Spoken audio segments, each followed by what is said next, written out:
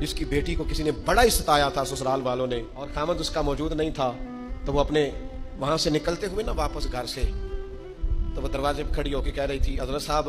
میں گزر رہا تھا، حضرت صاحب گل سننا، بچیوں کباب کوئی نہیں، ایک بھائیا بیچارہ کدھر کدھر جائے، ہر چوتھے دن میں یہاں آ کے منتیں کر کے دوپٹے پھینک کے بچی چھوڑ کے جاتی ہوں، آج میں نے اپنا مقدمہ رب کی بارگاہ میں پیش کر دیا۔ آپ گواہ رہے نا،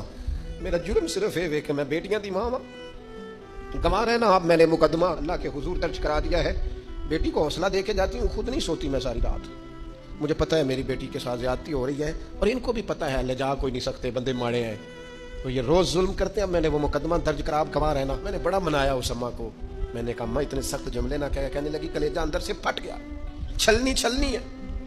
ایک شخص کے کمرے میں جاتی تھی معافی مانگنے، چلو بچی سے غلطی ہو گئی تو اٹھ کے دوسرے کمرے میں چلا جاتا تھا، میں دوسرے میں جاتی ہوں کہ میں بیٹی والی ہوں، اب میں نے مقدمہ درج کرا دیا ہے، اب میرا رب جانے بہتر انصاف، میں بڑا اللہ کا گناہ گار بنتا ہوں۔ میں نے پھر واقعی وہاں انصاف ہوتے دیکھا، میں نے وہ رنگ بدلتے اور حالات تبدیل ہوتے دیکھے۔